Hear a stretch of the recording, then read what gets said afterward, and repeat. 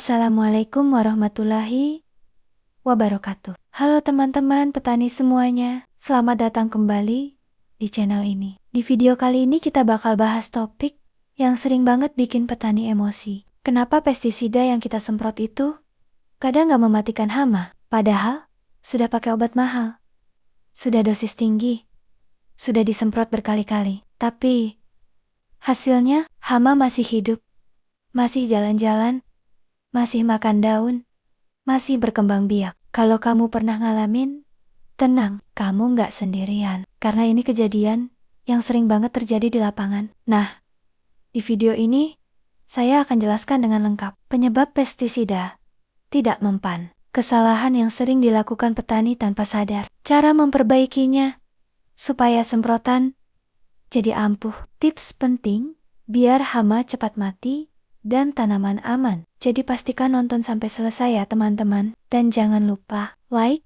komen, dan subscribe. Biar channel ini makin semangat bikin konten pertanian yang bermanfaat. 1.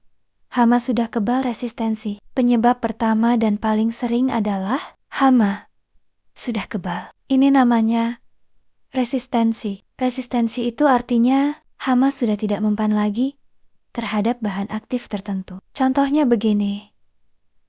Kita dari dulu pakai pestisida A, hama mati. Lalu kita pakai lagi pestisida A, masih mati. Dipakai terus selama berbulan-bulan, bahkan bertahun-tahun. Akhirnya hama belajar. Hama yang lemah mati, yang kuat bertahan hidup. Yang kuat ini kawin dan menghasilkan keturunan yang lebih kuat. Akhirnya lama-lama pestisida A jadi tidak mempan sama sekali. Makanya ada petani yang bilang, ini obat palsu ya, kok nggak mempan? Padahal bukan palsu, tapi hama sudah kebal. Tanda-tanda hama sudah kebal. Disemprot 2-3 kali tetap hidup. Hama cuma lemes sebentar, besoknya aktif lagi. Hama cuma pindah tempat, tapi tidak mati. Dosis ditambah malah tanaman stres. Soryuji, toribu, ganti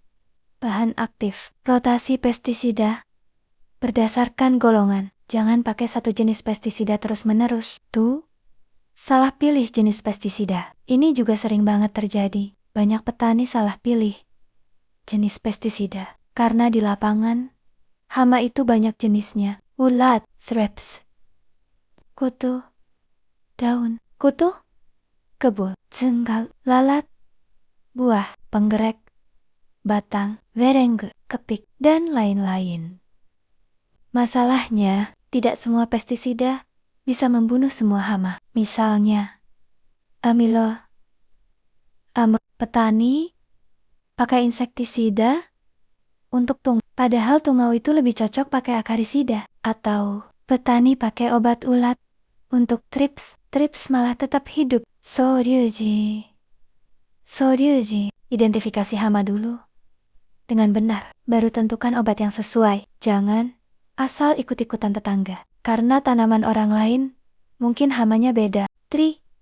Salah sasaran semprot. Banyak petani semprot itu cuman asal semprot. Yang penting tanaman basah, padahal hama itu sering bersembunyi. Contohnya, thrips sering di pucuk dan bunga, kutu kebul di bawah daun, tungau di bawah daun, ulat kecil di lipatan daun, penggerak di dalam batang. Kalau kita semprot cuma bagian atas, ya wajar kalau hama nggak mati, karena hama tidak kena obat. So, diuji, semprot sampai bagian bawah daun, semprot dari arah samping, semprot fokus di tempat hama berkumpul. Jangan hanya memandikan tanaman. 4. Waktu semprot salah. Ini juga sangat berpengaruh. Semprot itu ada waktunya. Kalau salah waktu, hasilnya bisa gagal total. Kesalahan yang sering terjadi. Semprot siang bolong saat panas terik. Semprot pas angin kencang. Semprot mau hujan. Semprot saat embun masih tebal. Kenapa ini bisa bikin obat nggak mempan? Karena saat panas terik, cairan cepat menguap. Saat angin kencang, obat terbang kemana-mana. Saat mau hujan, obat keburu hilang. Saat embun tebal, obat jadi encer. Waktu semprot terbaik. Pagi pukul 6.09,0, sore jam 15,3 sampai 17,3. 5. Dosis salah, kebanyakan, atau kekurangan. Ini masalah klasik. Kalau dosis terlalu rendah, hama tidak mati. Kalau dosis terlalu tinggi, tanaman stres, daun gosong, dan hama malah makin kebal. Banyak petani kalau obat tidak mempan, langsung menaikkan dosis. Padahal, itu salah besar. Karena hama yang tidak mati, malah jadi hama super. Sodioji. Todioji. Ikuti dosis label. Kalau tidak mempan, ganti bahan aktif, bukan tambah dosis. 6.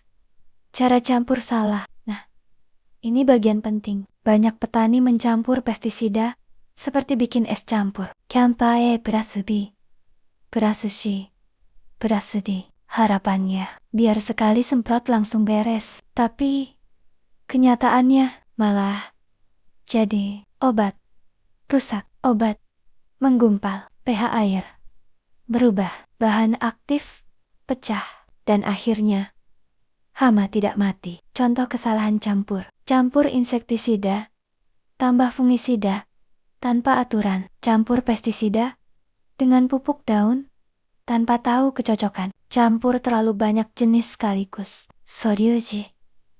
Toryuji. Maksimal campur 2-3 jenis saja. Uji kompatibilitas dulu. Tes gelas. Jangan campur pestisida yang berbeda karakter. Misal, basa ketemu asam. 7. pH air tidak sesuai. Ini banyak yang tidak tahu. Air semprot itu bukan cuma air biasa. Air itu punya pH terlalu tinggi. Bisa bikin pestisida cepat rusak, terutama pestisida jenis tertentu seperti organofosfat, piretroid tertentu, dan bahan aktif yang sensitif. Kalau pH air terlalu basah, pestisida bisa rusak sebelum kena hama. Tanda pH air bermasalah. Obat cepat tidak mempan. Campuran berubah warna. Ada endapan. Bau campuran berubah. Soryuji. Soryuji. Soryuji. Pakai pH meter atau kertas lakmus. Ideal pH semprot sekitar 55-65. Bisa pakai penurun pH adjuvan. 8.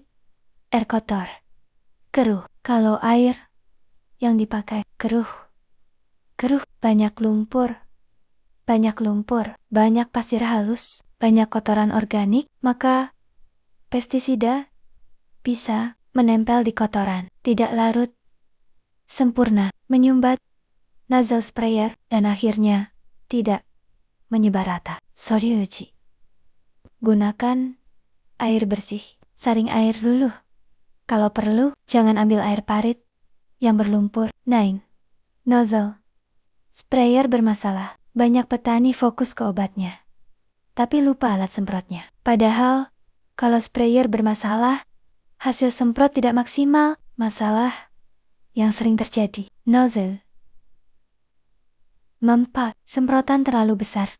Droplet besar. Tekanan rendah. Semprotan tidak rata. Kalau droplet terlalu besar, obat cepat jatuh ke tanah. Kalau tekanan lemah, obat tidak bisa masuk ke sela daun. Soryuji. Nimash.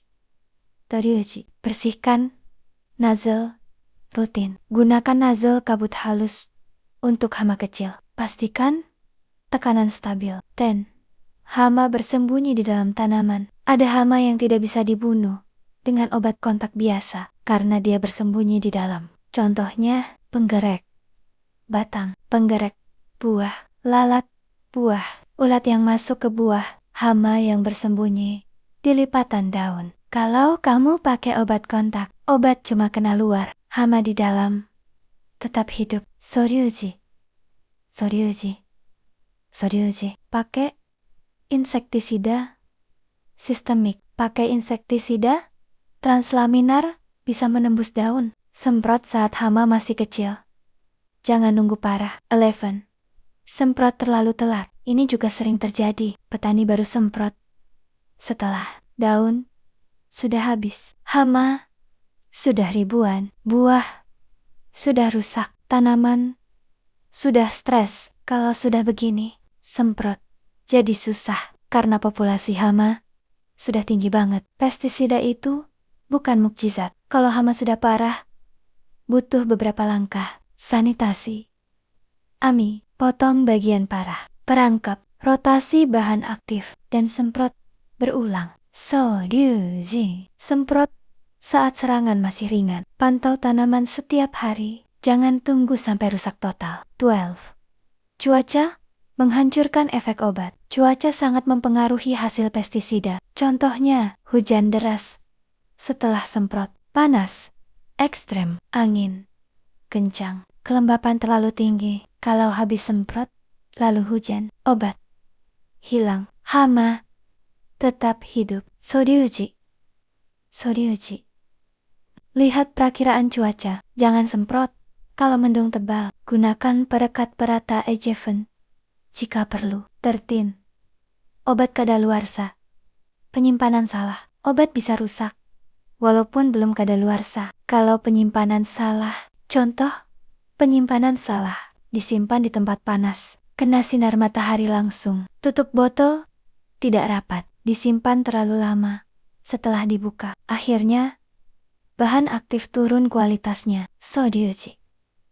Simpan di tempat sejuk, jangan kena matahari. Pastikan tutup rapat. Jangan beli stok terlalu banyak